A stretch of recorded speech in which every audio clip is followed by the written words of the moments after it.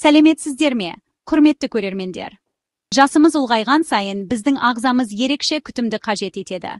Көбіміз дәрі-дәрмекке жүгінеміз, бірақ ғасырлар бойы сыналған табиғи әдістердің де бар екенін ұмытпайық. Бүгін мен сіздерге қарт адамдарға арналған уақыт сынынан өткен Тибет кеңестері туралы айтып беремін. Бұл кеңестер тек аурудың алдын алып қана қоймай, өмір сапасын арттыруға да көмектеседі. Ежелгі Тибет дәрігерлері адам ағзасын бір тұтас жүйе ретінде қарастырған. Олардың ілімі бойынша денсаулықтың негізі ішкі үйлесімділік пен ағзаның тазалығында жатыр. Олардың басты назарында қан тамырларының жағдайы болған. Себебі қан тамырлары бүкіл денеге оттегі мен коректік заттарды тасымалдайтын өмірлік маңызды арналар. Егер бұл арналар ластанса, немесе бітеліп қалса, көптеген созылмалы аурулардың, соның ішінде жүрек қан тамырлары аурулары, жоғары қан қысымы және тіпті ес сақтау қабілетінің нашарлауының негізгі себебіне айналады. Сондықтан, бүгінгі біздің басты мақсатымыз осы өмір арналарын қалай тазартуға болатынын үйрену. Тибет даналығы бізге қан тамырларын табиғи жолмен тазартудың, олардың серпімділігін қалпына келтірудің және жалпы денсаулықты нығайтудың қарапайым, бірақ өте тиімді әдістерін ұсынады. Бұл кеңестер сіздің күнделікті өміріңіздің бір бөлігіне айналып, сізге сергектік пен күш-қуат сыйлайтынына сенімдімін. Ендеше денсаулыққа апаратын осы жолды бірге бастайық. Бірінші және ең маңызды қадам дұрыс тамақтану, яғни табиғи өнімдерді көбірек тұтыну. Тибет медицинасының негізі осы. Қан тамырларының қабырғаларында жиналатын холестериндік түйіршіктер біздің басты жауымыз. Олармен күресу үшін бізге табиғаттың өзі керемет құралдарды ұсынады. Мысалы, сарымсақ, лимон және зімбір. Бұл үш өнім нағыз табиғи тазартқыштар. Сарымсақ қанды сұйылтады және тамырлардағы түйіршіктерді ерітеді. Лимон дәруменіне бай болғандықтан қан тамырларының қабырғаларын нығайтып, олардың серпімділігін арттырады. Ал зімбір қан айналымын жақсартып, зат алмасуды жылдамдатады. Осы өнімдерді күнделікті рационыңызға қосу арқылы сіз ағзаңызға үлкен көмек көрсетесіз. Тағы бір назар аударатын нәрсе – жаңғақтар мен дәндер. Грек жаңғағы, бадам, зығыр дәні, омега-3 май қышқылдарына өте бай. Бұл қышқылдар жаман холестерин деңгейін төмендетіп, жақсы холестерин деңгейін көтереді. Олар қан тамырларының ішкі қабатын қабынудан қорғайды. Сондай-ақ, көкөністер мен жемістерді, әсіресе қызылша, сәбіз, алма сияқты антиоксиданттарға бай тағамдарды ұмытпаңыз. Антиоксиданттар ағзаны бос радикалдардың зиянды әсерінен қорғайды. Бұл өз кезегінде тамырлардың ерте қартаюының алдын алады. Есіңізде болсын, сіздің жеген тамағыңыз, сіздің дәріңіз. Табиғи, өңделмеген тағамдарды таңдау арқылы сіз денсаулығыңызға ұзақ мерзімді инвестиция жасайсыз. Ежелгі Тибетте шай тек сусын емес, сонымен қатар емдік қасиеті бар дәрі ретінде саналған. Әсіресе, таулы аймақтарда өсетін дәрілік шөптерден жасалған шайлардың маңызы зор болған. Қан айналымын жақсарту және тамырларды тазарту үшін арнайы шөп жиынтықтары қолданылған.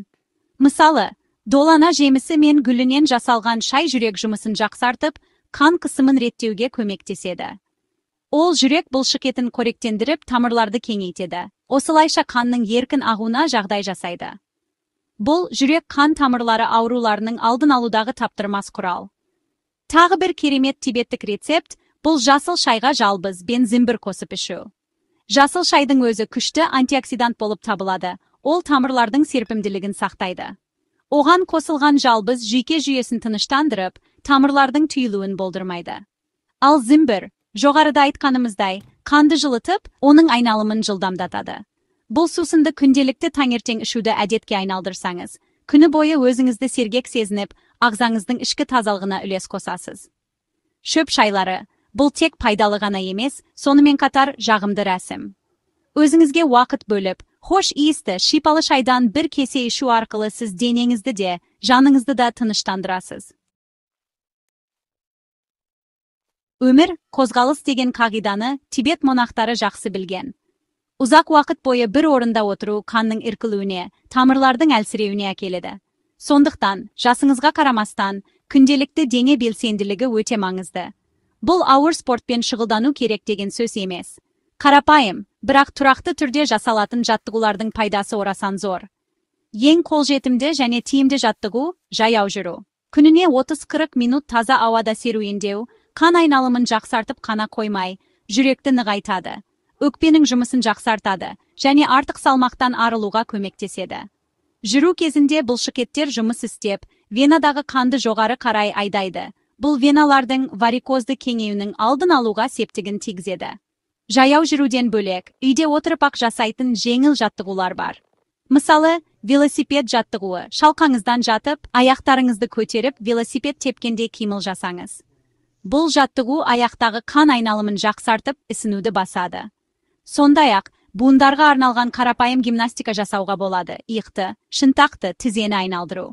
Бұл буындарды қозғалмалы етіп, олардың айналасындағы қан тамырларының жұмысын жандандырады. Ең бастысы тұрақтылық. Күнделікті аз уақыт болса да, денеңізді қозғалысқа келтіруді әдетке айналдырыңыз. Қозғалыс – бұл сіздің тамырларыңыздың жастығы мен денсаулығының кепілі. Біздің денсаулығымыз үшін тыныс алудың қаншалықты маңызды екенін көбіміз бағалай бермейміз. Тибеттік тәжірибелерде тыныс алу бұл тек оттегін жұту емес, сонымен қатар ағзаны қуатпен, яғни пранамен толтыру және ішкі ағзаларды массаж жасау процесі. Дұрыс тыныс алу арқылы біз қанды оттегімен байтып, оның бүкіл денеге, ең шалғайдағы жасушаларға дейін жетуін қамтамасыз етеміз. Бұл қан тамырларының жұмысын айтарлықтай жақсартады. Қарапайым бірақ өте тиімді жаттығу, диафрагмалық тыныс алу, яғни ішпен тыныс алу.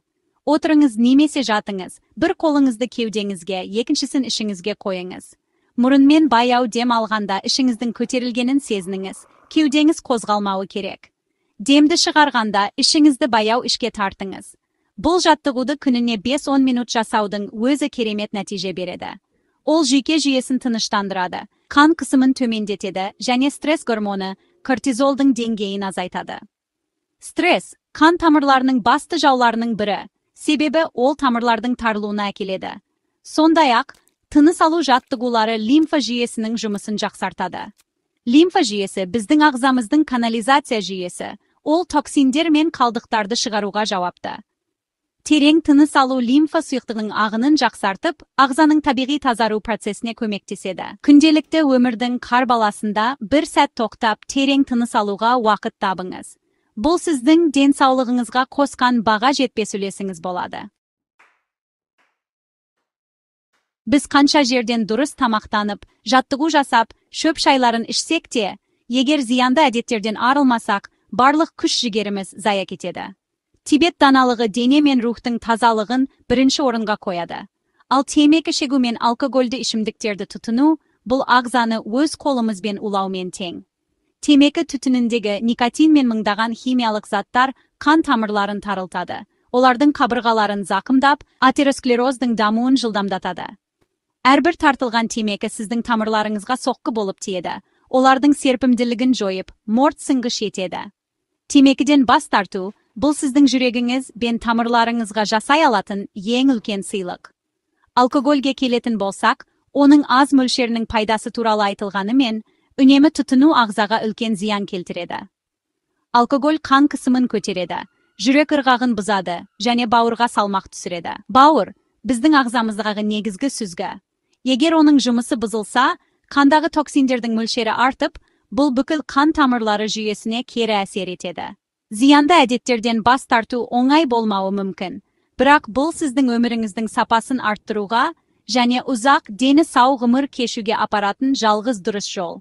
Өзіңізге деген сүйіспеншілікті танытып, денсаулығыңызға зиян келтіретін нәрселерден бүгіннен бастап бас тартыңыз. Бұл сіздің жаңа, салауатты өміріңіздің бастамасы болсын.